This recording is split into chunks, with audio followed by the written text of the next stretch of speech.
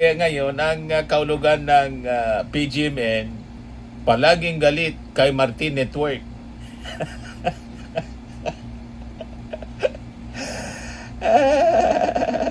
Sagutin na lang ninyo yung extortion case na final sa inyo ni Martin Romualdez. Hindi kung ano-ano yung mga kwento.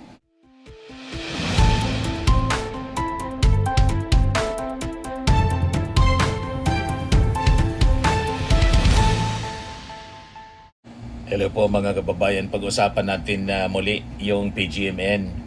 Ang bagong pangalan pala, ang bagong kahulugan ng PGMN, palaging galit kay Martin Network.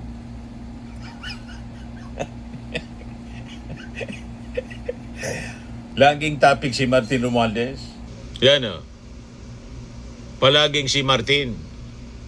Na Peanut Gallery Media Network, palaging galit kay Martin Network na ngayon. This is one of many ways Martin Romualdez stole as Speaker of the House of Representatives. Yan o. Maintindihan naman natin niya Mr. Maravillas kasi yung founder niya si Franco Mabanta na silo sa entrapment ng pangungutong. Pangingikil kay Martin Romualdez, kaya siyempre galit na galit. Na-booking po yung modus. O diba? Kaya ngayon ang kaulugan ng PGMN, palaging galit kay Martin Network.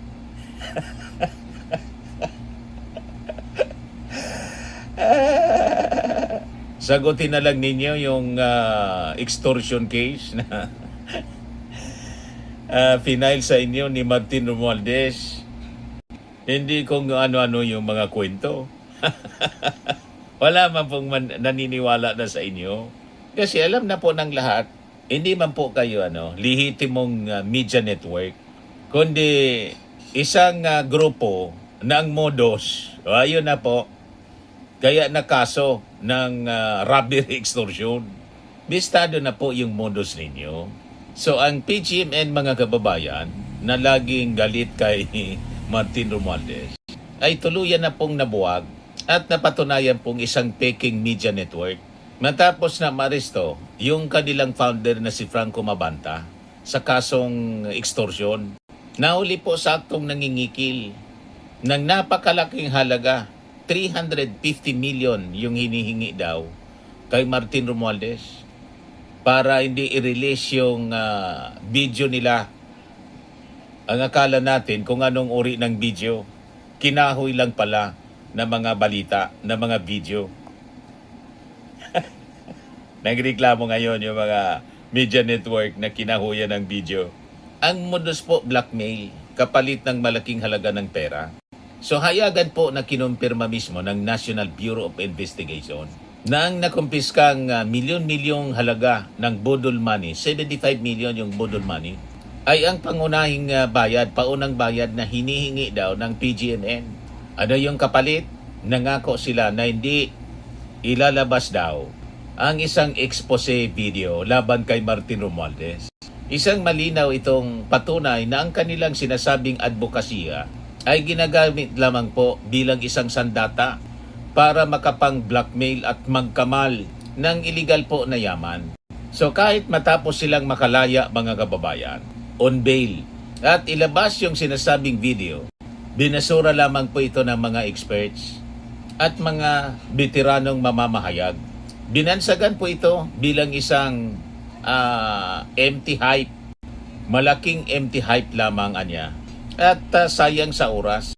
Dahil hanggang ngayon, hindi sila makapagpakita ng kahit isang katiting na matibay mga kababayan na ebidensya para patunayan yung kanilang mga paratang. So lumalabas, kumikita sila sa pagiging palaging galit kay Martin Network.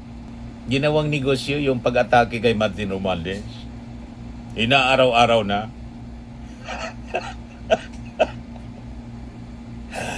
Baka niya Mr. Maravillas may nagpupundo, malamang yung mga may intensyong sirain, mga kababayan si Martin Romualdez. Malamang yun ang nagpupundo.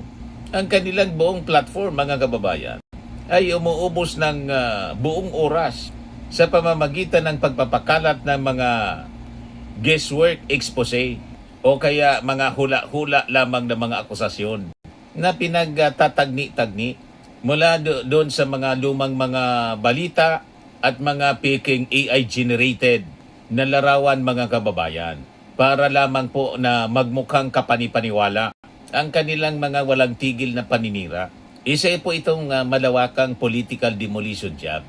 Sa katunayan, yung kanilang sinasabing ipinagmamalaking investigasyon na patunayan po na walang legal na basihan, kundi isang malawakang organisadong demolition job sa mga itinuturing nilang kalaban sa politika ng Vice Presidente na si Sara Duterte.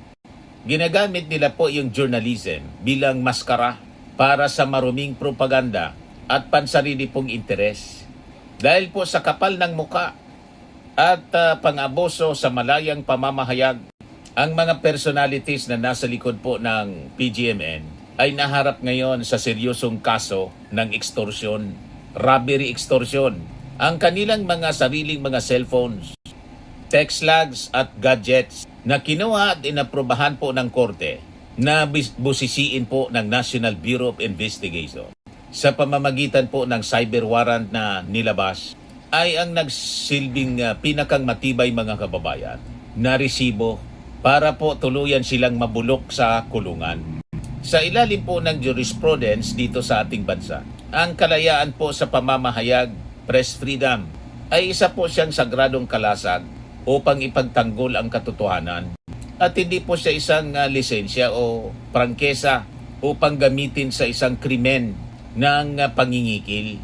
So ang ginawa po ng PGMN sa pamumuno po ni Franco Mabanta ay isang tahasang kriminal na akto na nagpababa po sa integridad ng media sa ating bansa.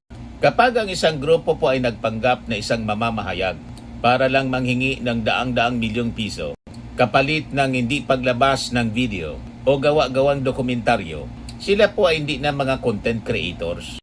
Sila po ay mga kriminal na mangingikil base po sa batas sa ilalim ng Article 294 ng atin pong revised penal code. So ang kanila pong paulit-ulit na mga pag-atake ng walang kahit man pong ebidensya ay patunay po ng actual malice na sapat na batayan para sa patong-patong na hatol ng cyber libel at robbery extortion. So kini-question natin ang moral integrity ng network na to.